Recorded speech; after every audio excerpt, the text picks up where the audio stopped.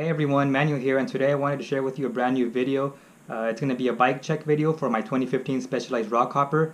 Now I know you might be thinking, why are you doing a video on a 2015 bike when we're midway through 2017?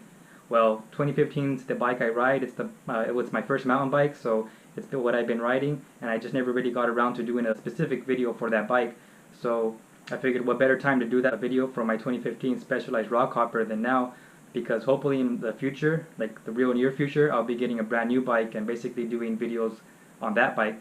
So without further ado, I hope you enjoyed this video.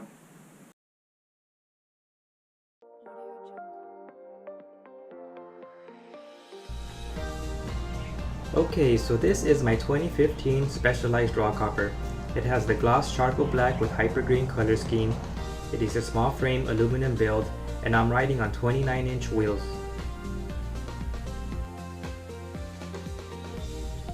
So one thing I really like about this bike is that it has hydraulic disc brakes, and in my experience of riding this bike for the past 18 months or so, these brakes are pretty good. They stop on a dime and I've never had issues with them.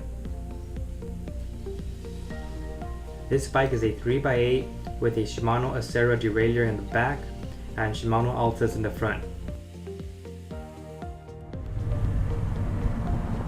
For my rides, I mostly use the second and first gears up front, and I don't really use the third.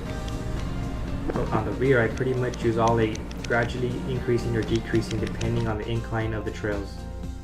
So one thing that is obvious, and you could tell right away by just looking at the bike, is that it is a hardtail. There are 80 millimeters of travel up on the fork.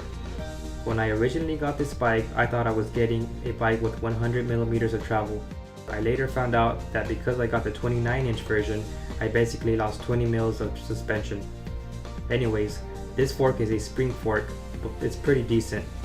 There is a lockout right here, so I could basically adjust the level of my suspension per my liking. Apart from being mostly stock, there are 3 upgrades I've made to this bike. The first being these specialized platform pedals. When I bought my bike, it came with some very basic plastic cheap pedals with no grip whatsoever. So after a few rides and my shoes slipping off the pedals, I opted to buy something with a little bit more grip. These Benny's platform pedals are great.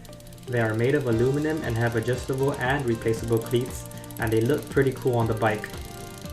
One thing I would recommend for anyone getting aluminum pedals like these with cleats or anything similar to this is to get some shin guards.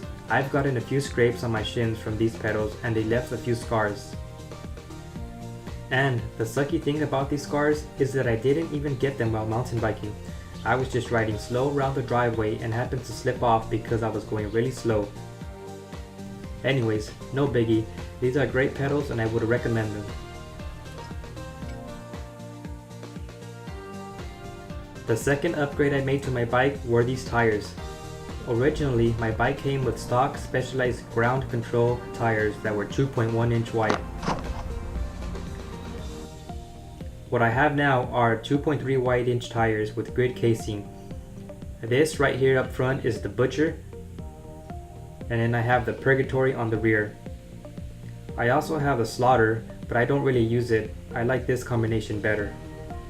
These tires are awesome. They have great grip, and because they are the grid casing, I feel confident I won't be getting any flats when I go over rocky terrain, thorns, or anything else on the trail. Finally, the last upgrade I made to my bike was this dropper seat post. This here is the D&M dropper.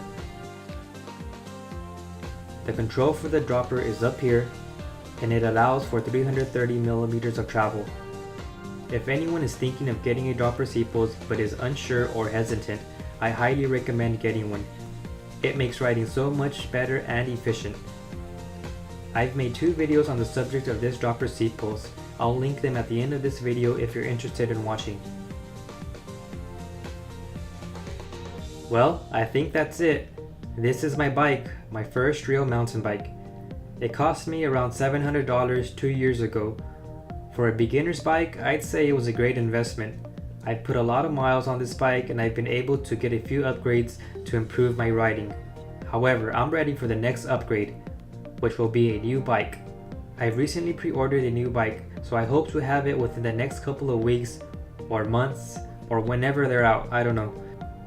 Anyways, I hope you enjoyed this video on an old bike. I know I should have made this video a lot sooner, but oh well, it is what it is. Later on everyone, I'll see you next time.